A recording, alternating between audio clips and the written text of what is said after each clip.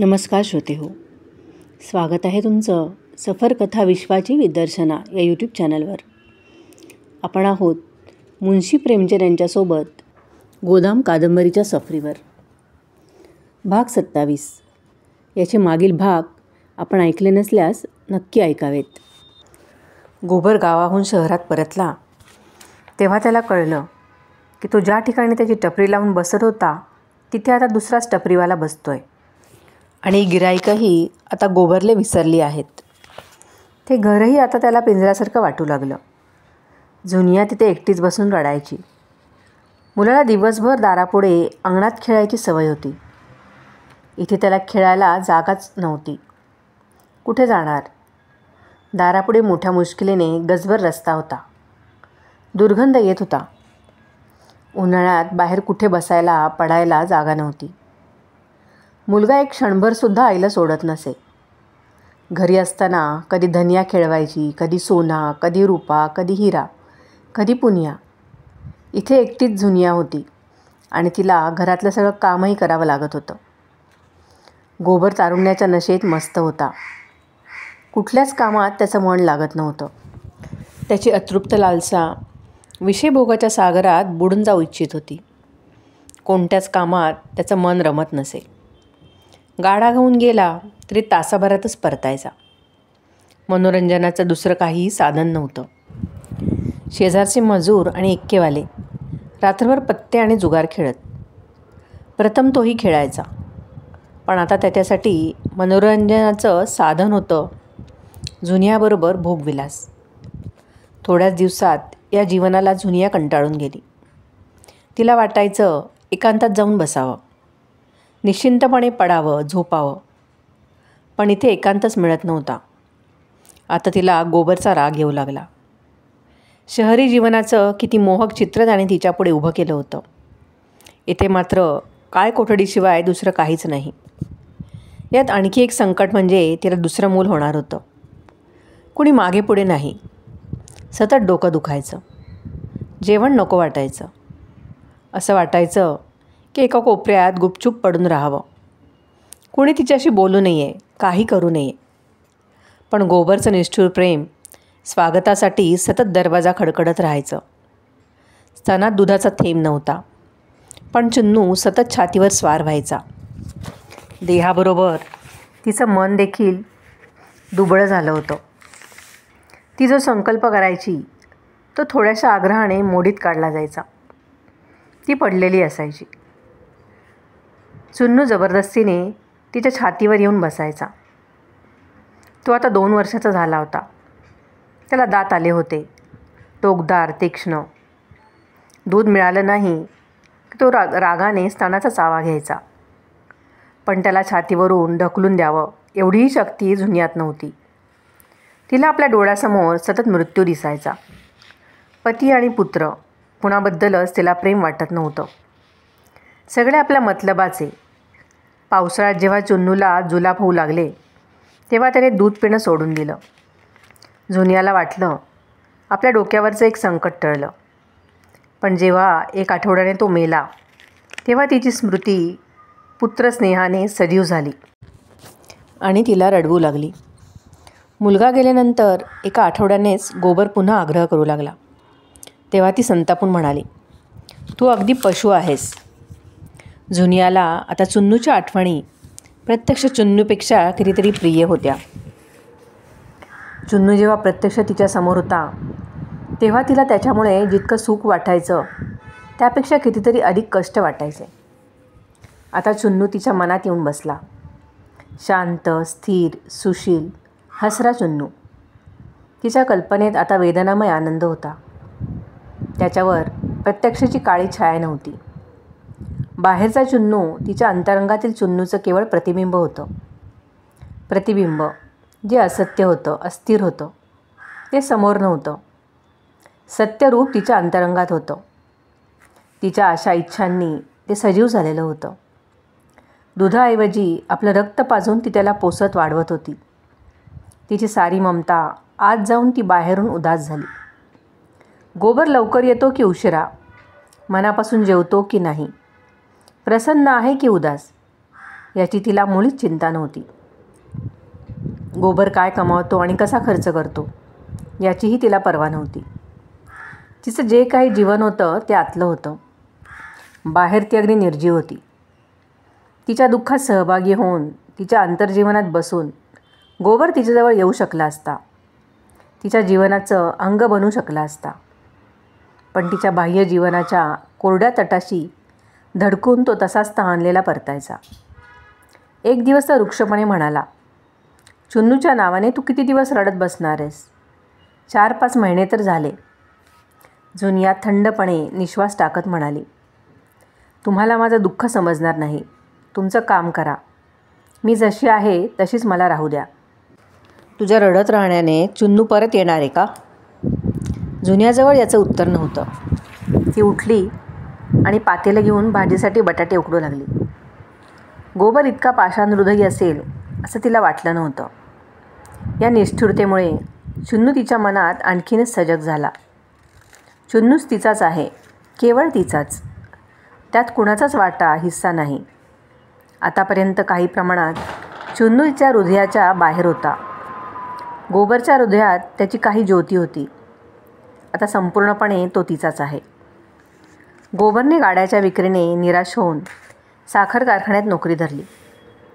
Mister खाननी पहिल्या कारखान्याने प्रोत्साहित होऊन एवढ्यातच ही दुसरी मिल काढली होती. गोबरला तिथे सकाळी लवकर जावे लागे आणि संध्याकाळी दिवे लागणी झाली की तो घरी येई.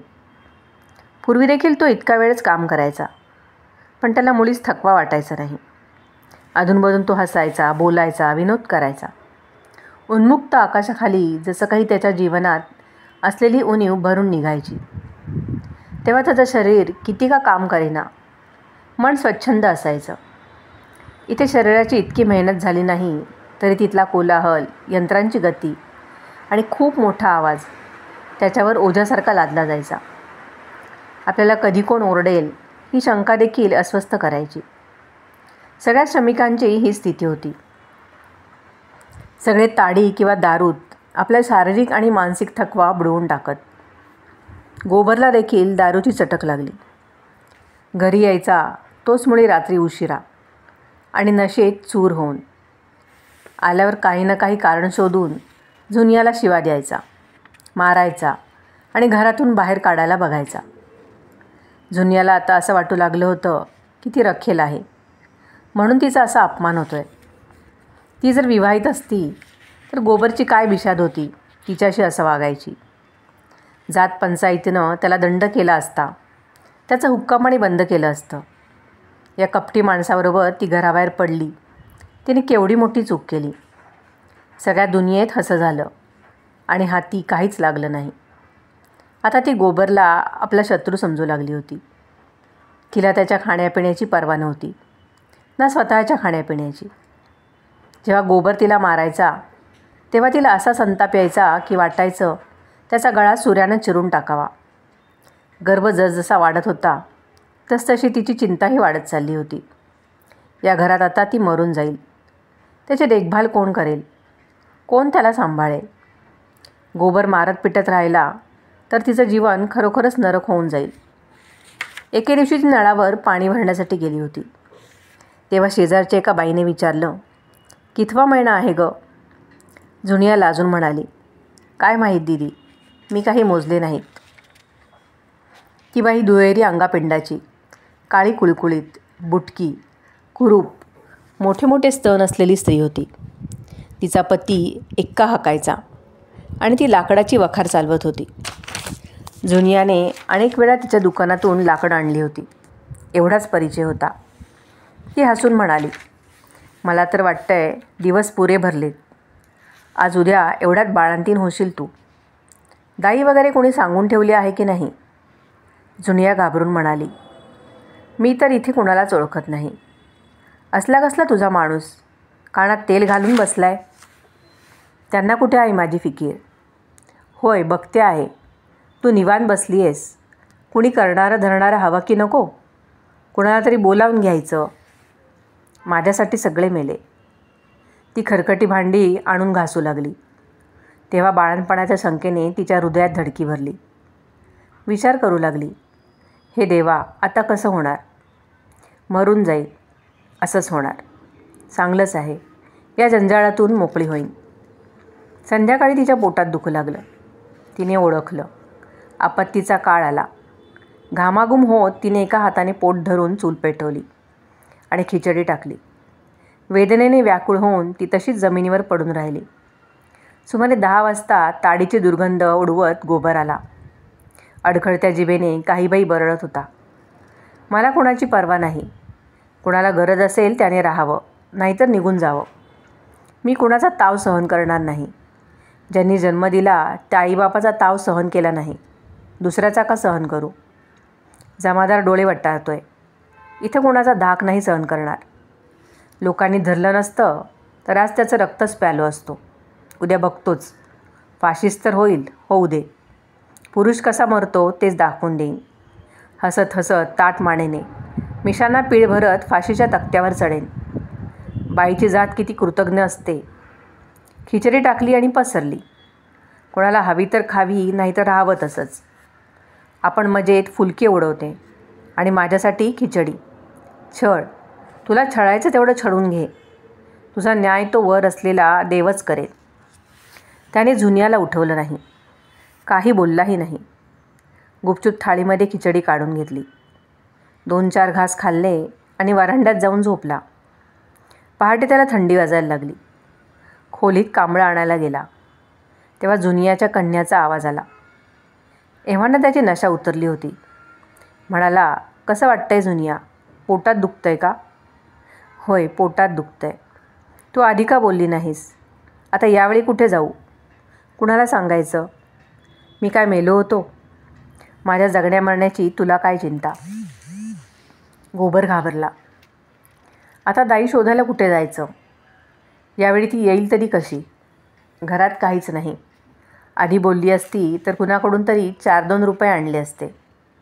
याच हातात कधीकाळी 150 रुपये नेहमी असायचे. 4 माणसं सतत खुशामत करायची. ही कुलक्षणी घरात आली आणि लक्ष्मीच जशी काही रुसली. रुपयाला महाग झालो. एवढ्यात कुणीतरी हाक मारली. तुझी घरवाली कणती आहे, पोटात तर दुखायला नाही ना लागलं? ही तीच जाडगेली बाई होती. तिचं आज झुनियाबरोबर बोलणं झालं होतं. घोड्याला खायला द्यायला ती उठली होती. झुनियाचं कणणं ऐकून ती विचारायला आली.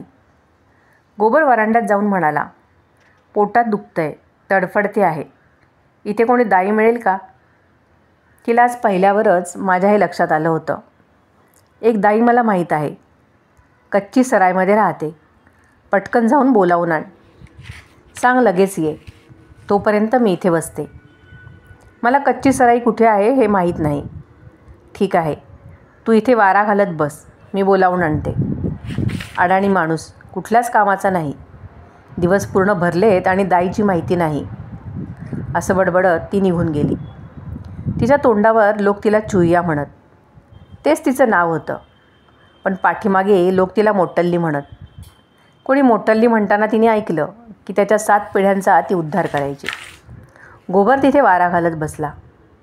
त्याला 10 मिनिटेसुद्धा झाली असतील नसतील. ती परत आली आणि म्हणाली, आता या जगात गरिबांचं कसं होणार कोणास ठाऊक. ती म्हणतीये 5 रुपये घेईन तरच येईन. 8 आणे रोज. 12व्या दिवशी 1 साडी. मी म्हटलं, तुझं तोंड जाळून टाकते. तू स्वयंपाकघरात जा, मी बघते सगळं. 12 मुलांची आई उगीच झाले नाही. तू बाहेर ये गोवर्धन, मी सगळं ठीक करते. वेळ काळ आल्यावर माणूसच माणसाची मदत करणार ना. 4 मुलं जन्माला नाही घातली तर दाई होऊन बसली आहे. ती झुनियाजवळ जाऊन बसली.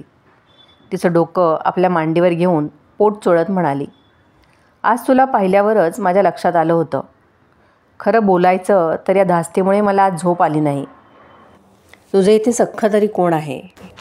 झुनिया वेदनेने ओठ आवळत कणत म्हणाली, आता वाचत नाही मी दीदी. मी काही देवाला मागायला गेले नव्हते. एकाला पोचलं, वाढवलं, त्याला घेऊन गेला. आता काय याचं काम होतं? मी मेले तर आई, माझ्या मुलावर दया कर, त्याचं पालनपोषण कर. देव तुझं भलं करेल. जुहुया मायेने तिचे केस सावरत म्हणाली, क्षणभरात तुझा हा त्रास संपेल. धीर धर. तू तर अगदी गप्प बसून राहिलीस. यात कशाची लाज? मला सांगितलं असतंस तर मौलवी साहेबांकडून ताईत आणून दिला असता. तेच मिर्झाजी आपल्या भागातच राहतात. त्यानंतर जुनियाला कसली म्हणून शुद्ध राहिली नाही. 9 वाजता ती सावध झाली. तेव्हा तिला दिसलं की ती स्वच्छ साडी नेसून पडलेली आहे आणि चुहिया नवजात बालकाला घेऊन बसली आहे. ती इतकी अशक्त झाली होती की देहात रक्ताचा थेंब म्हणून नव्हता. चुहिया रोज येऊन जुनियासाठी लापशी आणि हलवा शिजून ठेवून जायची. दिवसातून कितीदा तरी येऊन मुलाला उठणं लावायची. वरचं दूध पाजायची. आज 4था दिवस होता, पण जुनियाच्या शरीरात दूध उतरलं नव्हतं. मुलगा गळा फाडून फाडून रडायचा, कारण वरचं दूध त्याला पचत नव्हतं. एक क्षणही तो गप्प बसत नव्हता. चुहिया आपलं बोट त्याच्या तोंडात द्यायची. बाळ एक क्षणभर ते चोखायचं, पण दूध निघायचं नाही. तेव्हा तो खचून रडायचा.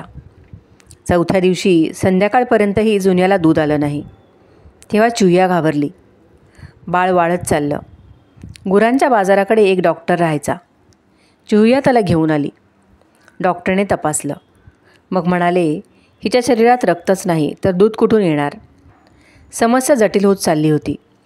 शरीरात रक्त भरण्यासाठी कितीतरी दिवस महिने औषध पाणी घ्यावं लागणार होतं. तेव्हा कुठे दूध आलं असतं. पण तोपर्यंत या मांसाच्या गोळ्याचं काय? तो थोडाच जिवंत राहिला असता. एक दिवस रात्री उशिरा गोबर ताडी पिऊन ओसरीवर पडला होता. चुहियाने मुलाला गप्प करण्यासाठी आपली छाती त्याच्या तोंडात दिली होती. एकाएकी तिला जाणवलं तिच्या छातीत दूध उतरलं आहे. ती प्रसन्न होऊन म्हणाली, घे जुनिया, आता तुझं बाळ वाचेल. मला दूध आलं. जुनिया चकित होऊन म्हणाली, काय? तुला दूध आलं? होय गं, खरंच. माझा नाही विश्वास बसत. जुनिया म्हणाली, तुझी धाकटी मुलगी 8 वर्षांपेक्षा कमी नसणार. हो, 8वं आहे, पण मला खूप दूध असायचं. आता एवढ्यात तर तुला मुलबळ नाही झालं? नाही, ही मुलगी शेवटची, शेंडेफळ. पण आता भगवंताची लीला, दुसरं काय. आता चुहिया 4-5 वेळा येऊन बाळाला दूध पाजू लागली. मुलगा जन्माला आला तेव्हा अशक्त दुबळा होता, पण चुहियाचं स्वस्थ दूध पिऊन चांगला गरगरला. एक दिवस चुहिया नदीवर स्नानासाठी गेली. इकडे मुलगा भुकेने कासावीस झाला. जुनिया त्याला खांद्यावर घेऊन झोपू लागली. मुलगा रडतच होता. चुहिया बाळाला तिच्या कडेवरून घेऊन दूध पाजू इच्छित होती, पण जुनिया तिला झिडकारत होती. राहू दे, मरू दे या भाग्याला, तेच बरं. कोणाचे उपकार घ्यायला नकोत. चुहिया विनवणी करायला लागली. तिची खूप मनधरणी केल्यानंतर जुनियाने बाळाला तिच्याकडे दिलं. जुनिया आणि गोबर यांच्यात अजूनही तेढच होती. जुनियाच्या पक्क लक्षात आलं की हा पक्का मतलबी आणि निर्मम माणूस आहे. मला केवळ भोगाची वस्तू समजतो. मी जगो वा मरो, त्याची इच्छा पूर्ण केल्याशी कारण. मी मेले तर त्याला मुळीच दुःख होणार नाही. विचार करेल, ही मेली तर दुसरीला आणेन. पण तोंड धुवून घे बच्चू, मीच अशी अल्लड होते की तुझ्या जाळ्यात फसले.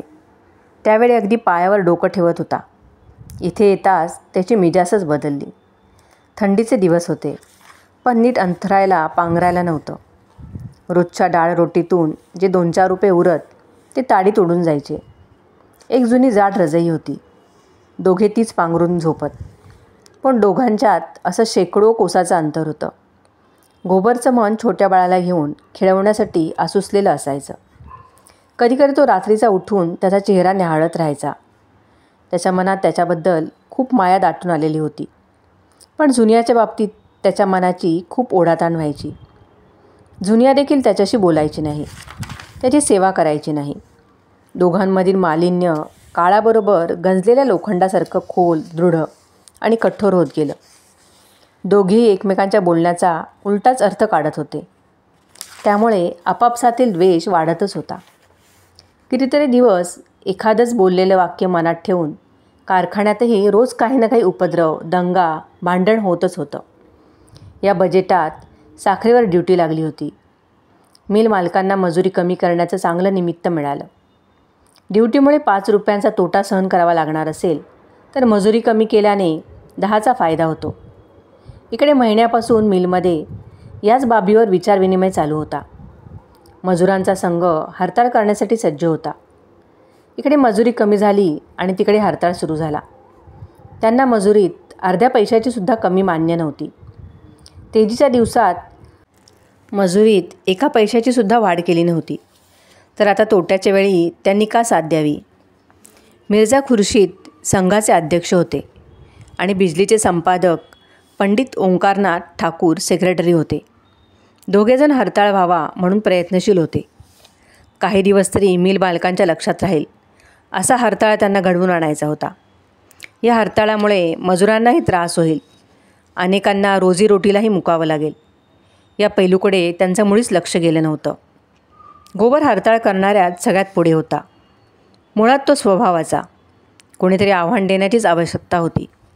मग तो मारायला आणि मरायला भीत नव्हता. एक दिवस जुनियाने धाडस करून त्याला समजवण्याचा प्रयत्न केला. म्हणाली, तू मुलाबाळांचा आहेस. अशा तऱ्हेने आगीत उडी घेणं योग्य नाही. यावर गोबर चिडला. तू कोण माझ्यामध्ये बोलणारी? मी तुला सल्ला विचारत नाही. बोलण्याने बोलणं वाढलं आणि गोबरने जुनियाला खूप मारलं. चुहियाने येऊन जुनियाला सोडवलं आणि गोबरला रागावली. गोबरच्या डोक्यावर जसा सैतान स्वार झाला होता. डोळे लाल करत म्हणाला, तू माझ्या घरी येत जाऊ नकोस चुहिया. तुझं इथे काही काम नाही. चुहिया उपहासाने म्हणाली, तुझ्या घरी आले नाही तर मला रोट्या कशा मिळतील? इथूनच तर मागून घेऊन जाते. तेव्हा तवा गरम होतो. मी नसते ना लाला तर आज ही तुझी बायको तुझ्या लाथा खाण्यासाठी इथे नसती. गोबर बुक्का आणत म्हणाला, सांगितलं ना एकदा माझ्या घरी येऊ नकोस. तूच्या चटकिणीची मिजाज आकाशात पोहोचवली आहेस. चुहिया तिथेच दृढपणे उभी राहिली. म्हणाली, आता गप्प बस गोबर. त्या अर्धमेल्या मुलीला मारून आपण मोठं पुरुषार्थाचं काम केलं आहे असं वाटतंय का तुला? तू तिच्यासाठी काय करतोस? म्हणून तुझा मार तिने सहन करावा. एक रोटी खाऊ घालतोस यासाठी? अशी गाईसारखी गरीब बायको मिळाली म्हणून आपल्या नशिबाची वाखाणणी कर. दुसरी कुठली बाई असती तर तुला झाडू मारून निघून गेली असती. मोहल्ल्यातील अन्य लोक जमा झाले आणि गोबरला फटकारू लागले.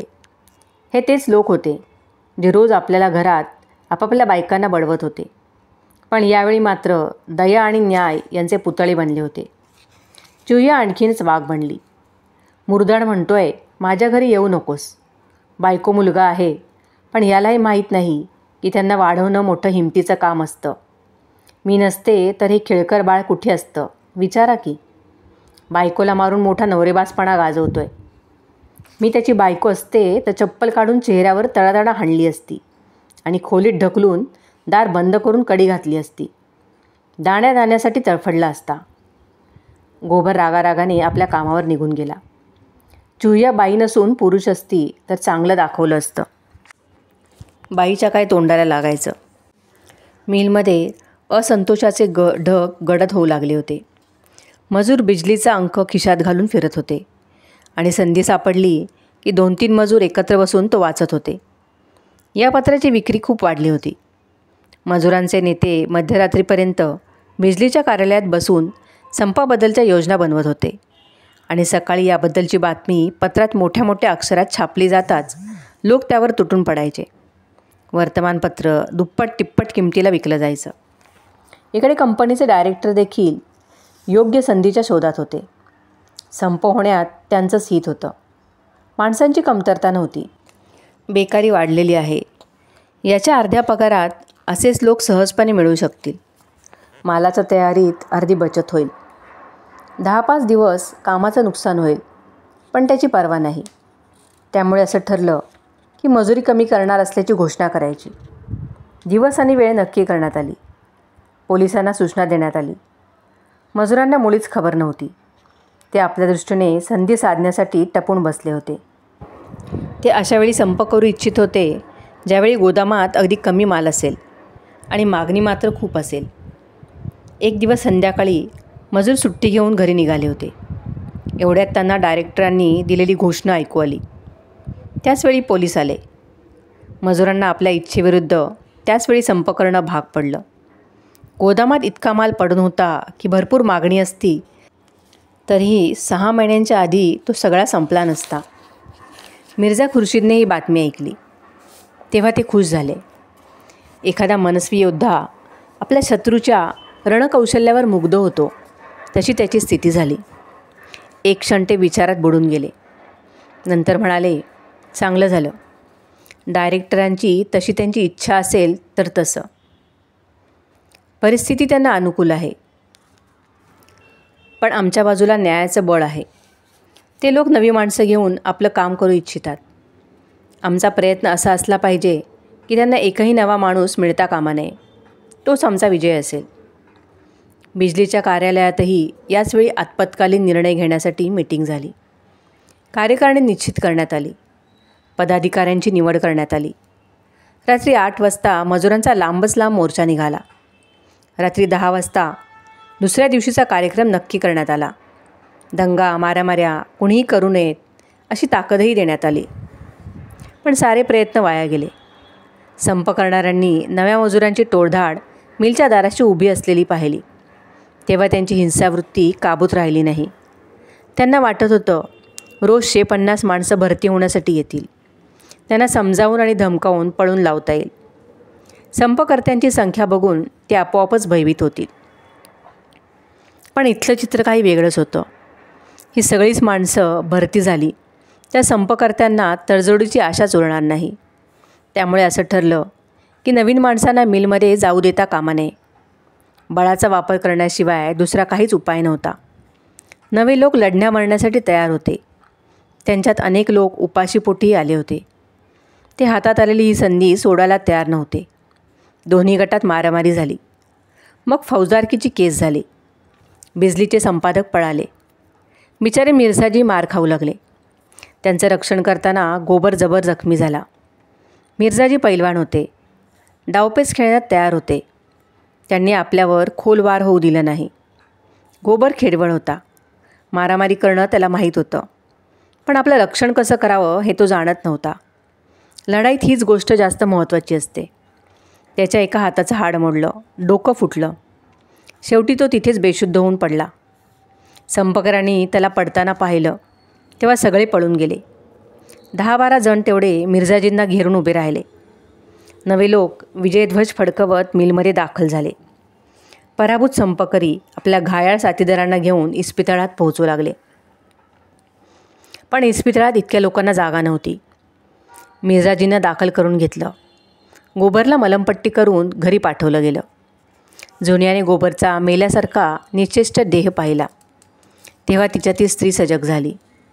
आतापर्यंत तिने गोबरचं सबल रूप पाहिलं होतं. तो तिला ओरडत होता, मारत होता. पण आता तो असहाय्य होता, अपंग होता, दयनीय होता. तिने खाटेवर पडलेल्या गोबरकडे अश्रुपूर्ण नेत्रांनी पाहिलं आणि घराचा विचार येताच तिला त्याचा संताप आला. गोबरला माहीत होतं की घरात एक पैसासुद्धा नाही. कुठून पैसे मिळण्याची आशा देखील नाही. हे माहीत असूनही तिने वारंवार त्याला समजावून सांगूनही हे संकट त्याने आपल्यावर ओढवून घेतलंच होतं. ती कितीदा म्हणाली होती, तू या भांडणात पडू नकोस. आग लावणारे आग लावून बाजूला होतील. येईल गरिबांच्या डोक्यावर. पण तो कुठचा ऐकायला. ती जशी काही त्याची वैरण होती. ते आता मजेत मोटारीत बसून फिरतायत. ते तेव्हा त्याचे मित्र होते. तिच्या क्रोधात एक प्रकारची तुष्टीही होती. एखादं लहान मूल खुर्चीवरून पडेल म्हणून त्याला अनेकदा नको म्हणून हे ऐकत नाही आणि अखेर खुर्चीवरून चढायचा प्रयत्न करताना पडतंच. ते पाहून मग मोठी माणसं नाही का, बरं झालं, छान झालं, तुझं डोकं फुटलं का नाही असं म्हणत. तसंच काहीचं तिच्या मनात आलं. पण क्षणभरातच गोबरचं करून क्रंदन ऐकून तिच्या मनबुद्धीचा थरकाप झाला. दुःखाने पिळवटून ती म्हणाली, हाय हाय, सगळ्या देहाचा भडका झाला आहे. कुणाला थोडीसुद्धा दया आली नाही. ती खूप वेळपर्यंत तशीच गोबरच्या तोंडाकडे पाहत राहिली. त्याच्यात जिवंतपणाचं लक्षण शोधण्याचा प्रत्येक क्षणी ती प्रयत्न करत होती. प्रत्येक क्षणी अस्ताला जाणाऱ्या सूर्याप्रमाणे तिचं धैर्य नाहीसं होत चाललं होतं आणि भविष्याचा अंधार तिला आपल्यात सामावून घेऊ पाहत होता. एवढ्यात चुया येऊन म्हणाली, गोबरची हालहवाल काय आहे? आताच कळलं. तशीच दुकानातून धावत आले. जुनियाची रोखून धरलेली अश्रुधार अविरत वाहू लागली. ती काहीच बोलू शकली नाही. भयभीत डोळ्यांनी तिने फक्त चुयाकडे पाहिलं. चुह्याने गोबरचा चेहरा पाहिला. त्याच्या छातीवर हात ठेवला आणि आश्वस्त स्वरात म्हणाली, हा 4 दिवसात ठीक होईल, घाबरू नकोस. तुझं सौभाग्य बलवत्तर आहे. अनेक लोक त्या दंग्यात मारले गेले. घरात काही पैसे आहेत की नाही? जुन्याने लाजेने मान हलवली. मी आणून देते. थोडं दूध आणून गरम करून दे. जुन्याने तिचे पाय धरले आणि म्हणाली, दीदी, तूच माझी आई आहेस. माझं दुसरं कोणीच नाही. थंडीतली उदास संध्याकाळ आज आणखीनच उदास वाटत होती. जुन्याने चूल पेटवली आणि दूध उकळायला ठेवलं. जुया वरांड्यात बाळाला खेळवत बसली. एकाएकी जुनिया जड आवाजात म्हणाली, मी मोठी अभागिणी आहे. माझ्या मनात येतंय माझ्यामुळेच यांची अशी दुर्दशा झाली. जीवाला वाईट वाटतं, तेव्हा मनही दुःखी होतं. मग तोंडातून शिव्या बाहेर पडतात, शाप बाहेर पडतात. कुणास ठाऊक माझ्या शिव्यांमुळेच. त्यापुढे ती काही बोलूच शकली नाही. आवाज आसवांच्या पुरात वाहून गेला. जुया आपल्या पदराने तिचे डोळे पुसत म्हणाली, असा कसा विचार करतेस बाई? तुझ्या कुंकवाचं बळ मोठं म्हणून तो वाचला. पण असं लक्षात ठेव, भांडणात तोंडाने काहीही बोला, पण मनात शत्रुत्व ठेवू नका. बीज आत पडलं तर अंकुर आल्याशिवाय राहील का? जुन्याने थरथरत्या स्वरात म्हटलं, आता मी काय करू दीदी? जुह्याने तिला हिंमत देत म्हटलं, काही करू नकोस. देवाचं नाव घे. तोच गरिबांचं रक्षण करतो. त्याचवेळी गोबरने डोळे उघडले. समोर जुनियाला पाहून याचनेच्या स्वरात क्षीणपणे म्हणाला, आज खूप मार खाल्ला जुनिया. मी कुणालाच काही बोललो नव्हतं. मी काही केलंही नाही. सर्वांनी विनाकारणच मला मारलं. तुला त्रास दिला, त्याचं फळ मला मिळालं. आता मी थोड्याच काळचा पाहुणा. आता वाचत नाही. वेदनेने सगळा देह जसा फाटत चाललाय. जुया आत येऊन म्हणाली, गुपचूप पडून राहा, बोलू नकोस. तू मरत नाहीस याची जबाबदारी माझी. गोबरच्या चेहऱ्यावर आशेची रेख झळकली. खरं सांगतेस? मी मरणार नाही? होय, तू मरणार नाहीस. तुला झालं आहे काय?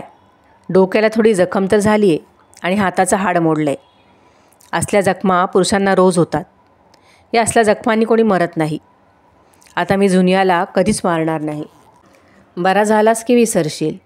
नाही दीदी, कधीच विसरणार नाही. गोबर यावेळी अगदी लहान मुलासारखा बोलत होता. 10-5 मिनटे अचेन झाल्यासारखा पडायचा.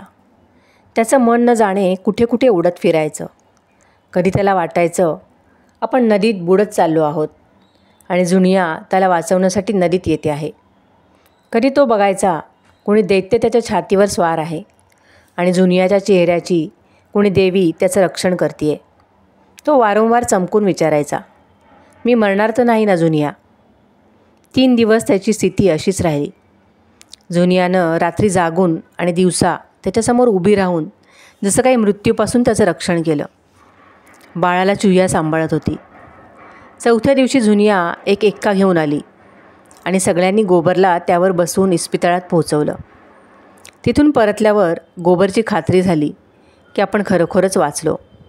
त्याने डोळ्यात पाणी आणून जुनियाला म्हटलं, मला क्षमा कर जुनिया. इथे 3-4 दिवसात जुयाचे 3-4 रुपये खर्च झाले होते आणि आता जुनियाला तिच्याकडून काहीही घेण्याचा संकोच वाटत होता. ती देखील श्रीमंत नव्हती. लाकडं विकून त्याचे पैसे ती जुनियाला देत होती. अखेर जुनियाने काही काम करण्याचा विचार केला. गोबारला बरं व्हायला काही महिने लागतील. खायला प्यायला हवं, औषध पाण्यालाही हवं. काही काम करून खाण्यापिण्यापुरते तरी ती मिळवेलच मिळवेल. लहानपणापासून ती गोपालन आणि गवत काढायला शिकली होती. इथे गायी नव्हत्या. गवत काढणं शक्य होतं. मोहल्ल्यातील कितीतरी स्त्रिया आणि पुरुष शहराबाहेर गवत काढायला जात होते आणि 8-10 आण्यांची कमाई करत होते. ती पहाटेच गोबरचा हात तोंड धुवून आणि मुलाला त्याच्याकडे सोपवून गवत काढायला जायची. 3ऱ्या प्रहारापर्यंत तहानलेली भुकेली गवत काढत राहायची. मग बाजारात जाऊन ते विकायची आणि संध्याकाळी घरी यायची. रात्री ती गोबर झोपला की झोपायची. गोबरची झोप पूर्ण झाली की ती जागी व्हायची. ती इतकी कष्ट करत असूनही तिचं मन इतकं प्रसन्न असायचं, जसं काही झुल्यावर बसून ती गाते आहे. रस्त्यावर इतर बायकांबरोबर थट्टाविनोद करत राहायची. गवत काढताना देखील एकमेकींच्यात थट्टा मस्करी होत असे. नशिबाला दोष देत रडत नाही की अडचणींबद्दल तक्रार नाही. आपल्या माणसांसाठी कठीणातील कठीण त्याग करण्यात जीवनात जी सार्थकता जाणवते, स्वाधीन सेवेत जो उल्हास असतो, त्याच्या प्रकाशाची दीप्ती तिच्या अंगभर चमकत राहायची. मूल आपल्या पायावर उभं राहता येऊ लागलं की जसं खुश होऊन टाळ्या वाजवतं, तोच अनुभव ती घेत होती. जणू काही तिच्या प्राणात आनंदाचा स्रोत उसळला. मन स्वस्थ असेल तर देह कसा अस्वस्थ राहील. तिच्या अंगात आता शिथिलता नाही, चापल्य आहे, लचक आहे, सुकुमारता आहे. चेहऱ्यावर पिवळेपणा राहिलेला नाही, रक्ताची गुलाबी चमक आहे. तिचं तारुण्य बंद कोठडीत पडून पडून अपमानित आणि कलहाने कंठित झालं होतं. ते आता ताज्या ताज्या हवेने आणि प्रकाशाने टवटवीत झालं होतं. आता तिला कशाचाच राग येत नसे. मुलाच्या थोड्याशा रडण्यानेही ती पूर्वी चिडायची. आता मात्र तिच्या धैर्याला आणि प्रेमाला अंतच नव्हता. याउलट गोबर मात्र प्रकृती सुधारत असूनही उदास असायचा. आपण कधी आपल्या प्रियजनांवर अत्याचार करतो, पण आपत्ती आल्यावर आपल्याला त्या व्यथेची तीव्र जाणीव होते. त्यामुळे आपला आत्मा जागृत होतो. आपण त्याच्याशी चुकीचा व्यवहार केला याची जाणीव होऊन प्रायश्चित्त करण्यासाठी तयार होतो. गोबर त्याच प्रायश्चित्तासाठी व्याकुळ झाला होता. आता त्याच्या जीवनाचं रूप अगदी वेगळं असेल. त्यात कटुतेच्या जागी मृदुता असेल, अभिमानाच्या जागी नम्रता असेल. आता त्याला कळलं की सेवा करण्याची संधी मोठ्या सौभाग्याने प्राप्त होते आणि आता तो या संधी कधीच सोडणार नाही. श्रोतेहो, आजच्या भागात इथेच थांबूयात. पुढे काय होतं पाहण्यासाठी नक्की भेटूयात. तोपर्यंत धन्यवाद.